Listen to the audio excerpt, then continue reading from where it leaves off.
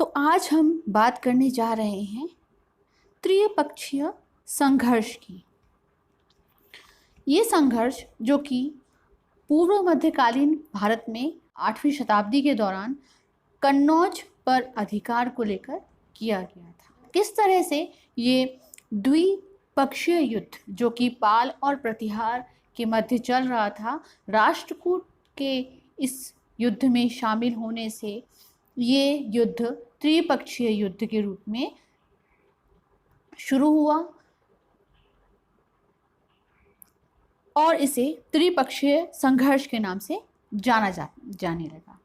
साथ ही आज हम त्रिपक्षीय संघर्ष के अलावा हम राष्ट्रकूट राजवंश के बारे में जानेंगे कि राष्ट्रकूट राजवंश में कौन कौन से शासक रहे, किन शासकों ने त्रिपक्षीय संघर्ष में भाग लिया था और जो भारत में कला संस्कृति हमने देखी है उसमें राष्ट्रकूट राजवंशों का क्या योगदान रहा है।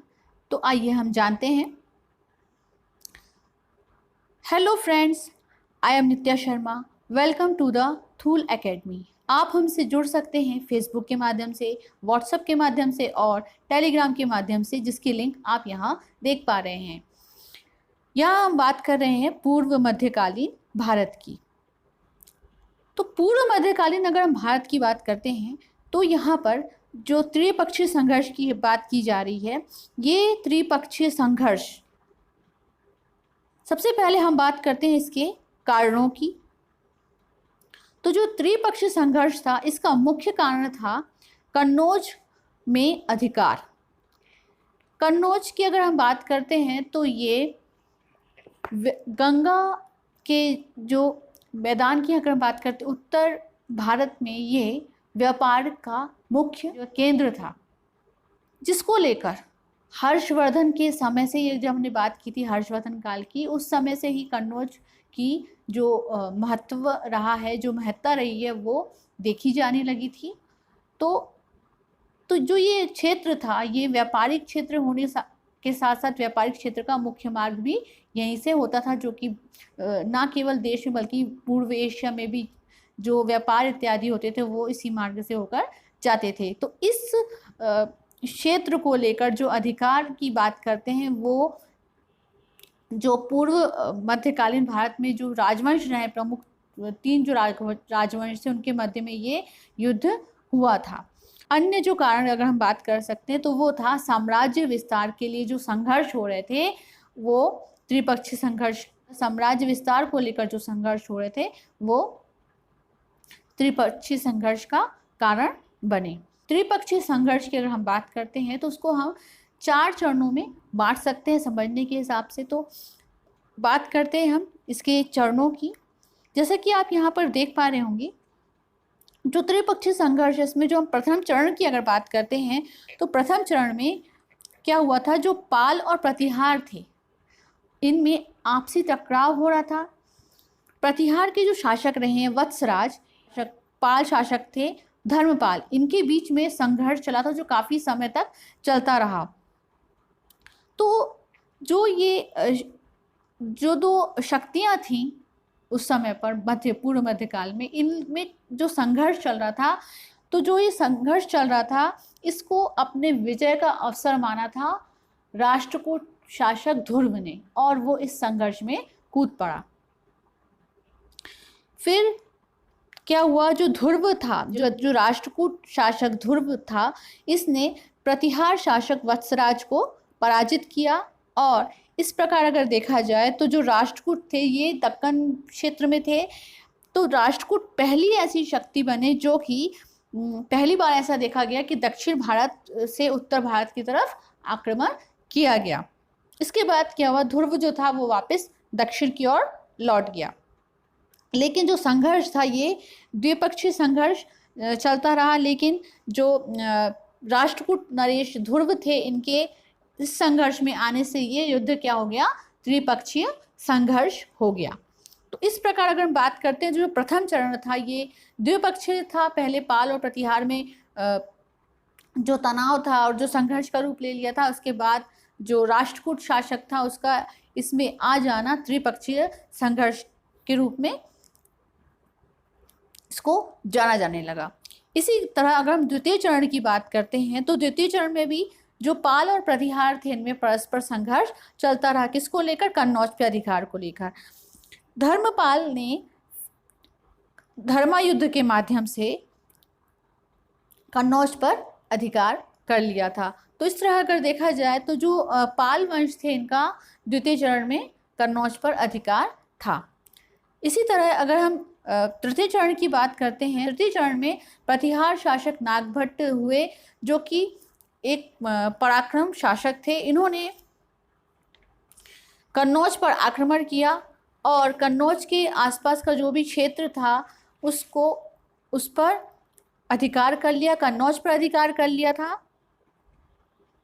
प्रतिहार शासक नागभट्ट ने कन्नौज पर आक्रमण करके धर्मपाल को पराजित कर लिया, कन्नौज को राजधानी बना दिया। फिर इस तरह से कि पहले प्रतिहार और पाल शासकों में युद्ध हुआ। इससे जो प्रतिहार शासक थे उन्होंने कन्नौज पर अपना अधिकार कर लिया। लेकिन साथ ही फिर क्या हुआ, जो धर्मपाल था, जो पाल शासक धर्मपाल था, इसने जो राष्ट्रकूट शासक रहे हैं उस समय पर गोविंद शासक थे, उनसे मदद मांगी और उनसे सहयोग लिया। तो जो ये युद्ध हुआ इसमें क्या हुआ, फिर राष्ट्रकूट शासक गोविंद तृतीय इस युद्ध में आए। इसमें उन्होंने फिर प्रतिहार शासक जो नागभट्ट था इसको परास्त किया। और इस तरह से अगर देखा जाए तो जो राजधानी थी कन्नौज पर, जिसमें आधिपत्य किसका हो गया था, प्रतिहार का, फिर से वो किसके पास आ गई, पाल वंश के पास। क्योंकि जो राष्ट्रकूट थे ये जो गोविंद तृतीय थे ये वापस कहाँ चले गए, दक्षिण की ओर चले गए। उसके बाद अगर देखा जाए तो फिर से पाल और प्रतिहारों में संघर्ष शुरू हो गया। किसको लेकर? कन्नौज को लेकर। तो देखा जाए तो ये कन्नौज जो था इसको लेकर ही त्रिपक्षीय संघर्ष शुरू हुआ था। फिर इसमें जो पाल शासक थे इन्होंने अपना पक्ष मजबूत कर लिया। तो इस युद्ध के जो तृतीय चरण की अगर हम बात करते हैं तो इसमें कन्नौज पुनः किसके पास आ गई, पाल के पास आ गई। और पाल जो थे इस संघर्ष में उन्होंने अपना पक्ष मजबूत कर लिया था। आगे हम बात करते हैं चतुर्थ चरण की।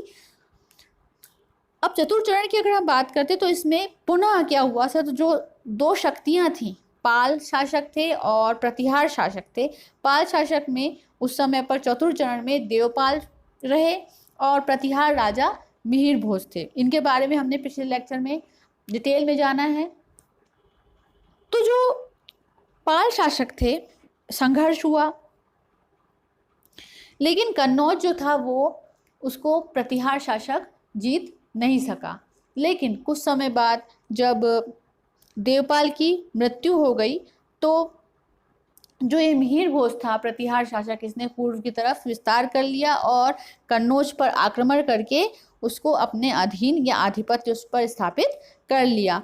तो देखा जाए तो इस युद्ध में जो चतुर्थ चरण था इसमें राष्ट्रकूटों ने भाग नहीं लिया था। तो इस तरह से अगर हम बात करते हैं जो त्रिपक्षीय संघर्ष था इसका जो मुख्य कारण था ये था कन्नौज पर आधिपत्य को लेकर ही इसकी शुरुआत हुई थी। 3 गुटों पाल, प्रतिहार और राष्ट्रकूट के मध्य ये युद्ध हुआ था। अंततः प्रतिहार शासक कन्नौज पर अधिकार करने में सफल रहे, परंतु जल्दी ही उनके साम्राज्य का पतन भी हो गया था। तो इस तरह से अगर देखा जाए तो जो त्रिपक्षीय संघर्ष था वो कन्नौज पर अपने अधिकार को लेकर रहा। पिछले लेक्चर में हमने पाल और प्रतिहार वंश के बारे में डिटेल में जाना है। आज हम इसी टॉपिक में हम एक और वंश जो रहा है, जो ये हमने 3 वंशों की बात की थी, उसमें जो प्रमुख वंश है राष्ट्रकूट वंश, इसके बारे में आज हम विस्तार से जानेंगे। इनमें कौन कौन से शासक रहे हैं, कला संस्कृति में राष्ट्रकूट वंश का क्या योगदान रहा है, इसके बारे में हम जानेंगे। राष्ट्रकूट वंश के हम शासकों की अगर बात करते हैं तो इसमें दंतीदुर्ग, कृष्ण प्रथम, ध्रुव, गोविंद तृतीय और अमोघवर्ष एवं कृष्ण तृतीय ये प्रमुख शासक रहे हैं। तो इस प्रकार अगर हम बात करते हैं तो जो ये आप हायरार्की देख रहे हैं कुछ इस प्रकार से राष्ट्रकूट में शासक रहे हैं, इनके बारे में हम विस्तार से जानेंगे। और जो राष्ट्रकूट साम्राज्य रहा है, हमने पिछले लेक्चर में भी देखा, जो राष्ट्रकूट साम्राज्य था ये कुछ इस प्रकार से विस्तारित था। इस वंश की स्थापना की अगर हम बात करते हैं तो राष्ट्रकूट वंश की स्थापना दंतीदुर्ग द्वारा 735 ईस्वी में की गई थी। मान्यखेत को इन्होंने राजधानी बनाया था, जिसको मानखेड़ के नाम से जानते हैं। कांची, कलिंग, मालवा को साम्राज्य में मिलाया। कांचीपुरम जो है तमिलनाडु, जो पल्लवों की पहले राजधानी थी, उसको, कलिंग की अगर हम बात करते तो ओडिशा में जो कलिंग है ऐसे, और मालवा की अगर बात करते तो मध्य प्रदेश का जो क्षेत्र है इसको अपने साम्राज्य में मिलाया था। दंतीदुर्ग के बाद दंतीदुर्ग के पुत्र कृष्ण प्रथम आए, जो कि 756 से 772 ईस्वी तक शासन में रहे। इनके द्वारा साम्राज्य का विस्तार किया गया। और जो एलोरा मंदिर की अगर हम बात करते हैं, एलोरा में जो कैलाश मंदिर है वो कृष्ण प्रथम के द्वारा बनवाया गया था।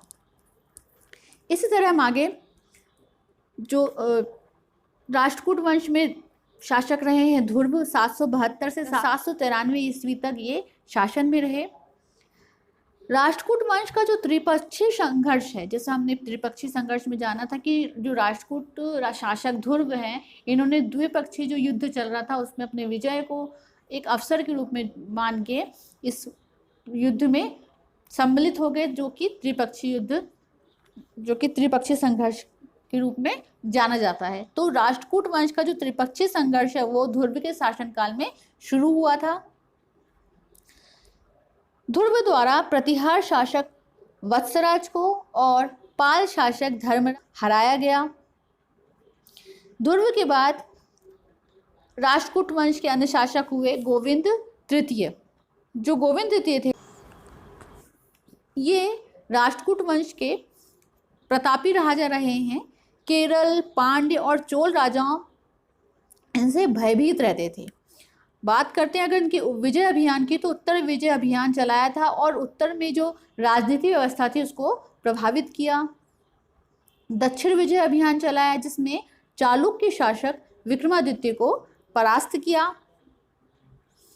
तो इस तरह अगर हम बात करते हैं तो जो दक्षिण का जो हिस्सा है आंध्र प्रदेश का, उसके कई हिस्सों को अपने साम्राज्य में मिलाया, अपने अधिकार में कर लिया। आगे हम बात करते हैं गोविंद तृतीय के बाद जो शासक रहे वो अमोघ वर्ष रहे हैं। ये राष्ट्रकूट वंश के महानतम शासक थे।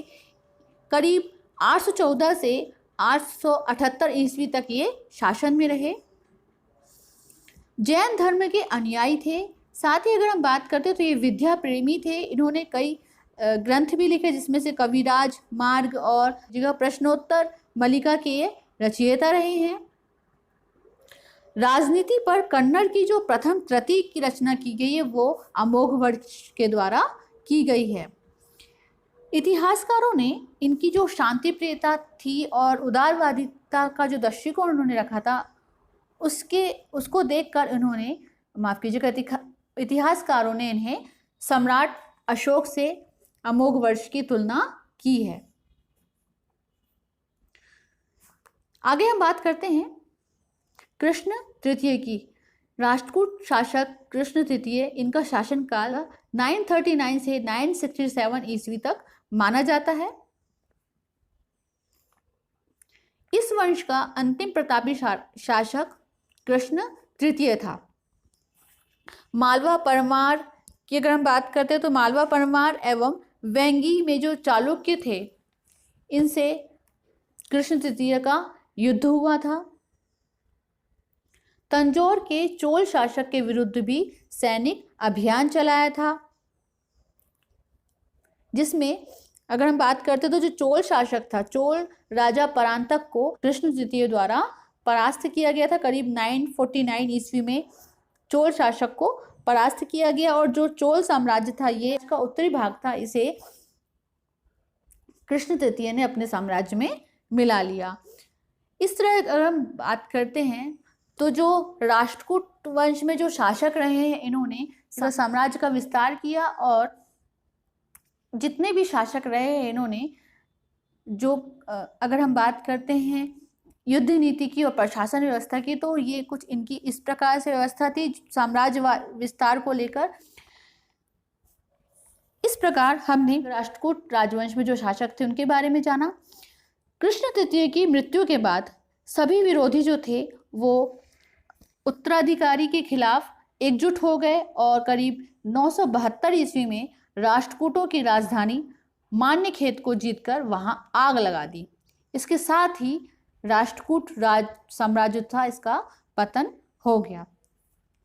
तो इस प्रकार अगर हम देखते हैं तो जो दक्षिण भारत राष्ट्रकूट ने करीब 10वीं सदी के अंत तक लगभग 200 वर्षों तक शासन किया। राष्ट्रकूट धार्मिक सहिष्णु थे उन्होंने, तो इस प्रकार करीब 200 वर्षों तक राष्ट्रकूट वंश दक्कन क्षेत्र और दक्षिण भारत में इनका आधिपत्य रहा। कला और संस्कृति की बात करते हैं तो राष्ट्रकूट वंश का कला एवं साहित्य में भी महत्वपूर्ण योगदान रहा।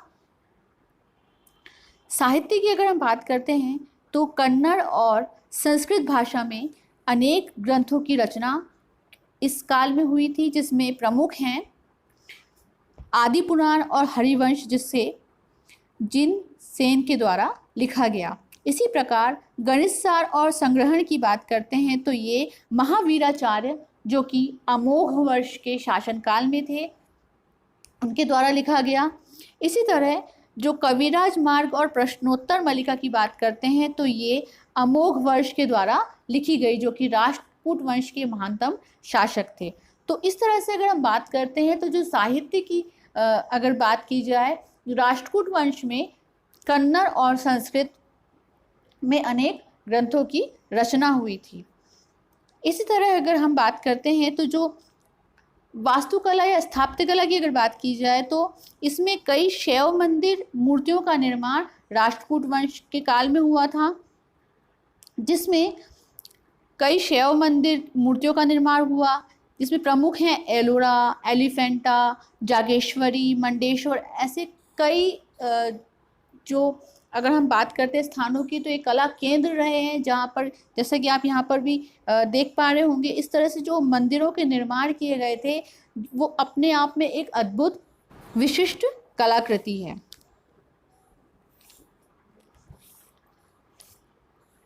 जिसमें से अगर हम बात करते हैं तो एलोरा और एलिफेंटा अपने वास्तु और तक्षण के लिए विश्व प्रसिद्ध है। वास्तु की अगर बात करते तो जैसा कि आप ये मंदिर पे देख पा रहे होंगे, और इसी तरह जो मंदिरों में ये मूर्तियों का निर्माण और कलाकृति की गई है वो अपने आप में ही एक कला का सुंदर नमूना है। आगे हम बात करते हैं इसी तरह जो एलोरा मंदिर है, जो कि कृष्ण तृतीय के द्वारा बनाया गया था, जैसे कि आप यहाँ पर पिक में देख पा रहे होंगे। ये महाराष्ट्र के औरंगाबाद में स्थित एलोरा पहाड़ी पर बनाया गया है। तो जो ये मंदिर है, इसका जो निर्माण किया गया है, ये अपने आप में एक आश्चर्यजनक शैली है जो कि विश्व प्रसिद्ध है। इसका निर्माण कृष्ण प्रथम, राष्ट्रकूट वंश के जो शासक रहे कृष्ण प्रथम, इनके द्वारा कराया गया। ये संपूर्ण मंदिर की अगर हम बात करते हैं तो ये मंदिर सिर्फ एक पत्थर को या पाषाण को काट कर ही बनाया गया है। तो आप सोचिए कितना ये अद्भुत मंदिर होगा। और किसकी जो कलाकृति की अगर हम बात करते हैं तो जैसे कि आप यहाँ पर पिक में भी देख पा रहे होंगे, इसको तराश के बनाया गया है। मंदिर की जो छत है, छत में को 16 स्तंभों पर ये आधारित है। और ये जो स्तंभ हैं जिसको हम जैसे पिलर्स बोलते हैं, तो ये जो पिलर हैं ये 4-4 समूहों में बटे हुए हैं। ये पूरे मंदिर की अगर हम बात करते हैं तो जो ये मंदिर है ये मामल्लपुरम शैली का है, जो कि द्रविड़ शैली है। जो हमने पल्लव वंश की जब बात की थी तो उसमें हमने देखा था कि जो मंदिर बनाए गए थे उस समय पर तो काफ़ी नंदीवर्मन शैली, मामल्लपुरम शैली, ऐसे कई शैली में मंदिरों का निर्माण किया गया था। उसी में से एक जो शैली है मामल्लपुरम शैली, ये इस पर आधारित ये एलोरा मंदिर है, जो कि द्रविड़ शैली जिसको कहा जाता है। तो इस प्रकार अगर हम बात करते हैं तो जो ये एलोरा मंदिर है, माफ़ कीजिएगा, तो जो ये एलोरा मंदिर है ये अपने आप में विश्व स्थापत्य कला की एक सुंदर अभिकृति है। आगे हम बात करते हैं एलिफेंटा गुफाओं की। एलिफेंटा की अगर हम बात करते हैं तो ये 9वीं शताब्दी में बनवाई गई थी। सुंदर गुहाओं का निर्माण किया गया था, इनको उत्कीर्ण किया गया था पत्थरों पर से, जो उस समय पर जो शिला होती थी उसमें इसको उत्कीर्ण किया गया है। और अगर बात करते हैं तो जो मुख्य गुफा है वो एक विशाल मंडप है जिसमें चतुर्दिक प्रदक्षिणा पथ है। प्रदक्षिणा पथ मतलब जो जहाँ से जैसे कोई मंदिर का प्रांगण होता है वहाँ पर राउंड लगाए जाते हैं, उस तरह से प्रदक्षिणा पथ इसमें दिए गए हैं। इसी तरह अगर हम बात करते हैं तो जो ये इसमें वर्गाकार गर्भगृह है वहाँ पर शिवलिंग स्थित है, जैसा आप यहाँ पर देख पा रहे होंगे पिक में। चबूतरे से गर्भगृह जाने के लिए यहाँ पर सीढ़ियाँ बनाई गई हैं। तो जैसा कि आप यहाँ पर पिक में भी देख पा रहे होंगे, कुछ इस तरह से एलिफेंटा की गुफाएं हैं। और इसी तरह अगर हम बात करते हैं जो गर्भगृह है, यहाँ पर चारों ओर जो देव प्रकोष्ठ है, देव प्रकोष्ठ है जिसको हम देवालय बोलते हैं, जिसमें भगवान की छोटी छोटी सी मूर्तियाँ होती है। जैसा कि आप अभी भी मंदिर में जाकर देखते होंगे तो मंदिरों के जो राउंड में छोटे छोटे से मूर्तियाँ रखी होती भगवानों की, तो उस तरह से यहाँ पर भी गुफाओं में देव प्रकोष्ठ हैं जिसमें कि शिव की विविध रूपों की मूर्तियाँ बनी हुई हैं। तो इस प्रकार से अगर हम बात करते हैं कला की, संस्कृति की, वो राष्ट्रकूट राजवंश में भी देखी गई है। तो इस प्रकार हमने जाना राष्ट्रकूट राजवंश के बारे में, कौन कौन से समय पर शासक रहे इनके बारे में, और त्रिपक्षीय जो संघर्ष रहा उसके बारे में हमने जाना। तो ये रहा हमारा आज का लेक्चर, जिसमें हमने आज पूर्व मध्यकालीन भारत में जो राजवंश रहे उनके बारे में आज तक हमने जाना है। इस वीडियो को देखने के लिए आपका बहुत बहुत धन्यवाद। आपको आगामी परीक्षाओं की बहुत बहुत शुभकामनाएं। अपना ख्याल रखें, अपनों का ख्याल रखें। मिलते हैं हम अगले लेक्चर में, तब तक के लिए जय हिंद, जय भारत।